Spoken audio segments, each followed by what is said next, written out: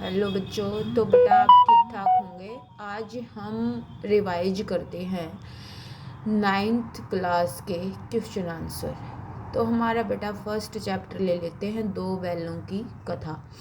तो बेटा इसके जो इम्पोर्टेंट क्वेश्चन हैं और जो हमारे अभ्यास वाले प्रश्न हैं वो हम इसके अंदर डिस्कस करेंगे। साथ में एमसीक्यू हम इस चैप्टर को पूरा आज कंप्लीट करेंगे।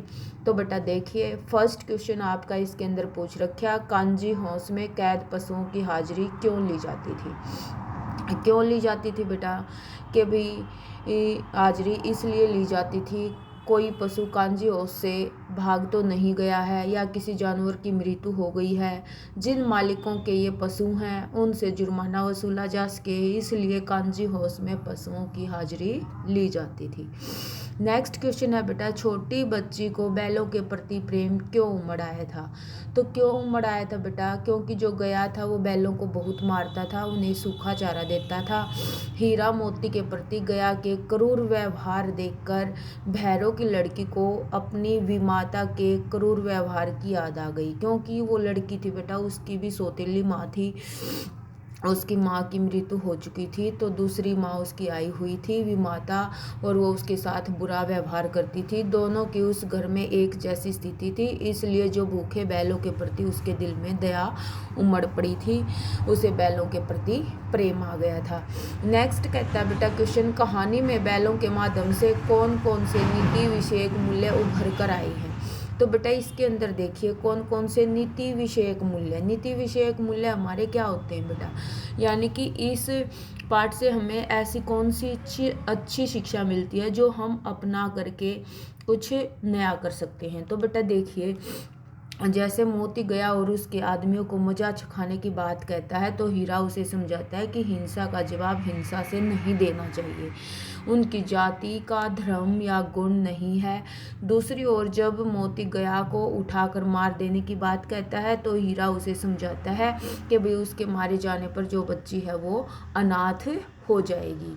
तो बेटा यानी कि किसी को अच्छी शिक्षा देना वही हमारे नीति विषयक मूल्य रहते हैं। नेक्स्ट कहता है बेटा, किन स्वभावगत विशेषताओं के आधार पर उनके प्रति रूढ़ अर्थ मूर्ख शब्द का प्रयोग दो बैलों की कहानी में प्रेमचंद ने बताया है। तो बेटा देखिए इस क्वेश्चन में कि गधे को जानवरों में क्या समझा जाता है, सबसे बेवकूफ़ या मूर्ख समझा जाता है, ठीक है। तो ये उसके लिए एक रूढ़ शब्द का प्रयोग किया जाता है। तो अब ये कहता है कि भी ये शब्द हमें किस नए अर्थ की तरफ बताता है, संकेत करता है। तो बेटा देखिए कि भी जब हमें आदमी को सबसे बड़ा मूर्ख कहना है तो हम उसे क्या करते हैं, उसके लिए गधा शब्द का प्रयोग करते हैं। लेकिन जो लेखक है बेटा वो ये कहता है कि भी अपने सीधेपन और सहनशीलता के कारण उसे मूर्ख मानना उचित नहीं है। क्यों? क्योंकि गधा बेटा सुख दुख लाभ हानि किसी भी दशा में नहीं बदलता। ऋषि मुनियों के गुण चरम सीमा पर उसके अंदर देखे जा सकते हैं, ठीक है। नेक्स्ट क्वेश्चन है बेटा, किन घटनाओं से पता चलता है कि हीरा और मोती में गहरी दोस्ती थी। तो बेटा इसके अंदर यानी कि हमारे चैप्टर में ऐसी बहुत सारी घटनाएं हुई हैं जिस से हमें ये पता चलता है कि अभी जो हीरा और मोती थे वो गहरे दोस्त थे। तो बेटा उन में से हम कुछ चुनिंदा घटनाओं को लिखेंगे। तो बेटा इसके अंदर फर्स्ट, जब वो झूरी का साला उसे लेकर जा रहा था, तो बेटा दोनों ने क्या किया था, सलाह बना करके एक कदम भी आगे नहीं बढ़े थे, ठीक है। सेकंड इसके अंदर बेटा घटना हुई थी कि भाई जब हीरा मोती गया के घर से भाग गए थे, तो उन्होंने रास्ते में एक भयंकर सांड मिला था जिससे उनका सामना हुआ था। तो बेटा वहाँ पर क्या था, उन्होंने दोनों ने सलाह मिलाई और दोनों ने मिलकर सांड को परेशान कर दिया। और इसी तरह बेटा मटर के खेत में था, जब वो मोती पकड़ा गया था तो हीरा भी उसकी सहायता के लिए वहीं पर रुक गया था। नेक्स्ट क्वेश्चन है बेटा, लेकिन औरत जात पर सींग चिल्लाना मना है, यह भूल जाते हो। हीरा के इस कथन के माध्यम से स्त्री के प्रति प्रेमचंद के दृष्टिकोण को स्पष्ट कीजिए। यानी कि जो लेखक है बेटा उनका दृष्टिकोण पूछ रहा है वो कि भी एक महिला के प्रति कैसा था। तो इसके अंदर क्या है बेटा कि भी जो प्रेमचंद थे वो क्या करते थे, नारी को हमेशा ही सम्मान की दृष्टि से देखते थे। उस समय में जो स्त्री थी बेटा वो आर्थिक और शैक्षणिक क्षेत्र के अंदर बहुत कमज़ोर थी। घर परिवार में भी उनको अनेक प्रकार के अत्याचार सहने पड़ते थे। माना कि हमारा समाज पुरुष प्रधान था, लेकिन फिर भी प्रेमचंद ने नारी को क्या कहा था बेटा, त्याग, श्रद्धा और प्रेम की मूर्ति के रूप में उसे स्वीकार किया था। यानी कि बेटा जो प्रेमचंद थे वो हमेशा ही नारी जाति का सम्मान करते थे। नेक्स्ट कहता है बेटा क्वेश्चन, किसान जीवन जीने वाले समाज में पशु और मनुष्य के आपसी संबंधों को कहानी में किस तरह व्यक्त किया गया है। यानी कि बेटा जो मनुष्य और पशु के आपसी संबंध, जैसे झुरी और उसके बैलों के थे उसके साथ, तो बेटा क्या है कि भाई किसान जीवन जो मनुष्य जीते हैं तो उनका लगाव पशुओं से होता है। ठीक है, क्यों होता है, क्योंकि जो पशु होते हैं बेटा वो उनकी खेती बाड़ी के कार्यों में भी सहायता करते हैं, तो उनका आत्मीय संबंध बन जाता है, गहरा संबंध हो जाता है।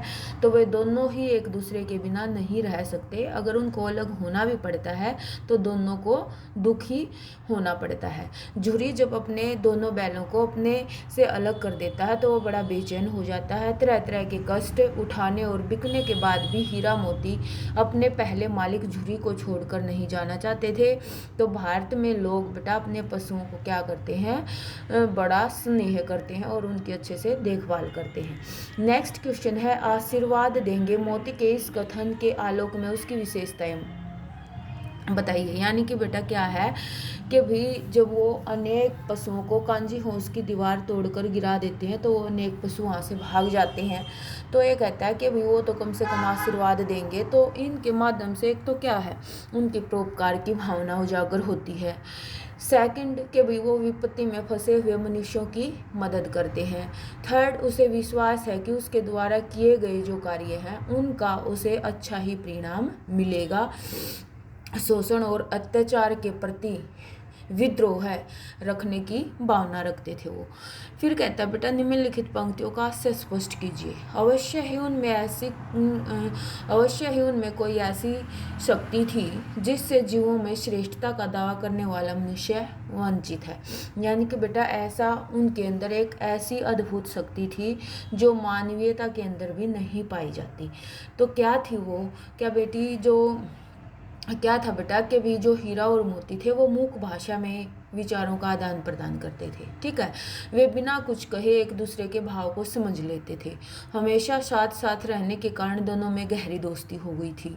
दोनों ने एक दूसरे को समझ लिया था, जान लिया था। यही कारण था कि उनकी शक्ति से श्रेष्ठ जो जीव है मनुष्य वो भी पिछड़ गया है, क्योंकि मनुष्य भी बेटा आपस में एक दूसरे को इतना नहीं समझ पाता जितना वो दोनों आपस में एक दूसरे को समझ गए थे, हीरा और मोती पशु होने के बावजूद भी। नेक्स्ट कहता है बेटा उस एक रोटी से उनकी भूख तो क्या शांत होती, पर दोनों के हृदय को मानो भोजन मिल गया। यानी कि बेटा ये पंक्ति वो है जब वो गया की बेटी उन बैलों को रोटी दे करके जाती है। तो बेटा क्या है कि भी प्रेम और सहानुभूति मिलने पर जो प्राणी है वो बड़े बड़े दुखों को भूल जाता है। तो जब वहाँ गया के घर में बैलों को परेशान किया जाता था तो बेटा वो क्या करती है, वो लड़की उन बैलों की बुरी हालत देखकर व्याकुल हो जाती है और उनको क्या करती है, उनके प्रति सहानुभूति जताती है और एक एक रोटी उनको खिला देती है। तो इससे उनकी भूख तो नहीं जाती, लेकिन बेटा उनको आनंद अनुभूति होती है, उनकी जो आत्मा है वो प्रसन्न हो जाती है।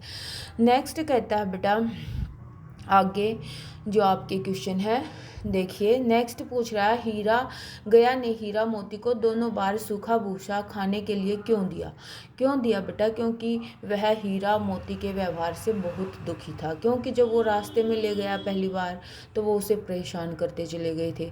दूसरी बार परेशान करने के बाद उन्होंने सूखा चारा दिया। अब पहली बार सूखा चारा देने के बाद क्या हुआ कि भी हीरा और मोती ने अगली बार उनके घर में काम करने की नहीं ठानी थी कि भी काम करना ही नहीं है।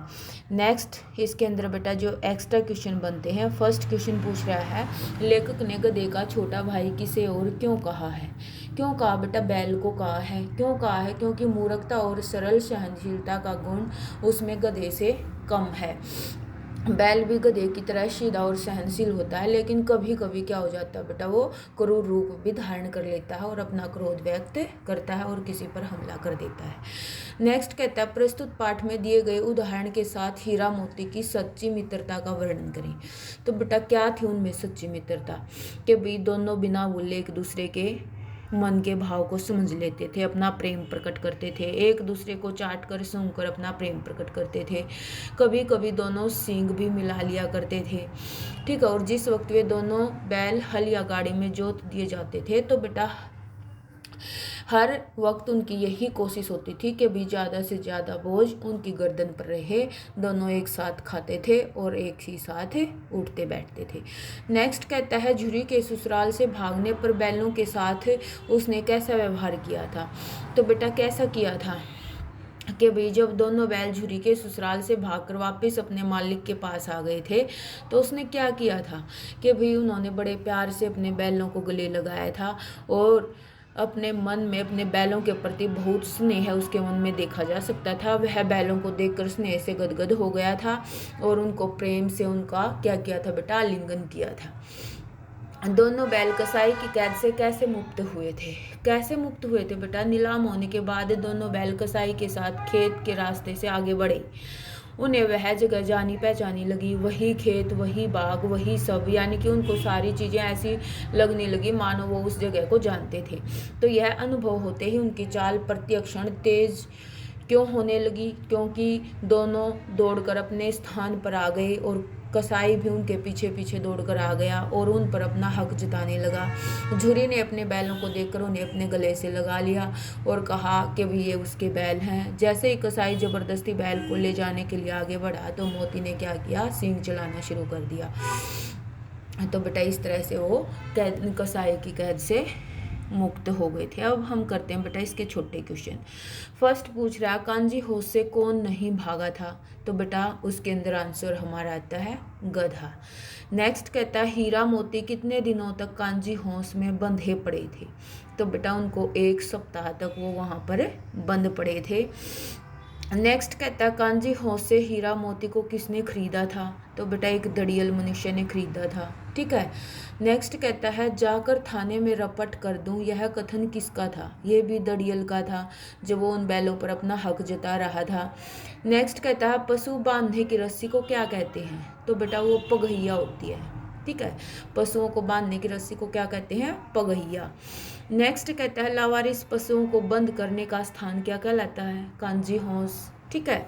उसके बाद कहता है, बेटा 2 बैलों की कथा किसके द्वारा लिखी गई है। तो बेटा इसके राइटर हमारे प्रेमचंद हैं, लेखक। नेक्स्ट कहता है, जानवरों में सबसे ज़्यादा बुद्धिहीन कौन समझा जाता है। तो बेटा गधे को माना जाता है, ठीक है। नेक्स्ट कहता है, ब्याही हुई गाय किसका रूप धारण कर लेती है। तो बेटा वो एक सियानी का रूप धारण कर लेती है, ठीक है। क्रूर रूप धारण कर लेती है वो। गधा किस महीने में एक आध बार कुलेल कर लेता है। तो बेटा वो हमारा बैसाख का महीना आता है। नेक्स्ट कहता है, लेखक के अनुसार गधे में किन के गुण प्रकाष्ठा को पहुंच गए थे। तो बेटा ऋषि मुनियों के, ठीक है। ऋषि मुनियों के गुण उसके अंदर देखे जा सकते थे। नेक्स्ट कहता है, बछिया का ताऊ किसे कहते हैं। तो बेटा हमारा बछिया का ताऊ यानी कि गधे का भाई, तो वो हमारा होता है बैल। नेक्स्ट कहता है, झुरी के बैलों का क्या नाम था। तो बेटा हीरा और मोती। नेक्स्ट कहता है, झुरी के साले का क्या नाम था। तो उसका हमारा नाम था बेटा गया। नेक्स्ट कहता है, गाँव के इतिहास में कौन सी घटना अभूतपूर्व थी। अभूतपूर्व क्या थी कि अभी जो झुरी के बैल थे वो अपने मालिक के पास अपने आप आ गए थे, ठीक है। तो बैलों का अपने आप घर आ जाना। बैलों के घर लौटने पर उनका अभिनंदन करने का निश्चय किसने किया था। तो बेटा वो थी हमारी बाल सभा ने। क्यों, क्योंकि उनका आदर सत्कार किया था, ठीक है। कोई गुड़ लेके आ रहा था, कोई रोटियां दे रहा था उनको, तो वो अभिनंदन करने का उनका एक तरीका था। नेक्स्ट कहता है, दूसरे दिन गया बैलों को कैसे ले गया।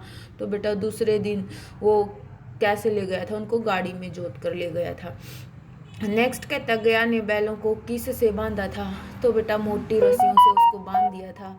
नेक्स्ट कहता है, झुरी के बैलों ने नांद की तरफ आंखें तक क्यों नहीं उठाई, क्यों नहीं उठाई? क्योंकि वो अपना अपमान समझ रहे थे। क्यों? क्योंकि उसके अंदर उन्होंने भूसा, जो सूखा भूसा था वो डाला हुआ था। नेक्स्ट कहता है मुझे मारेगा तो मैं भी एक दो को गिरा दूंगा। यह कथन किसका था? तो बेटा ये था मोती का। नेक्स्ट कहता है हमारी जाति का यह धर्म नहीं। इस कथन में किसकी जाति की ओर लेखक ने संकेत किया है? तो बेटा बैल के भी जब उसकी गया की पत्नी के ऊपर आक्रमण करने के लिए कहता है, तो वो कहता है नारी जात पर सींग चलाना हमारे धर्म में नहीं है। तो कहता है गया के घर में झुरी के बैलों को रोटियां किसने दी थी? तो बेटा गया की छोटी लड़की ने दी थी। ठीक है।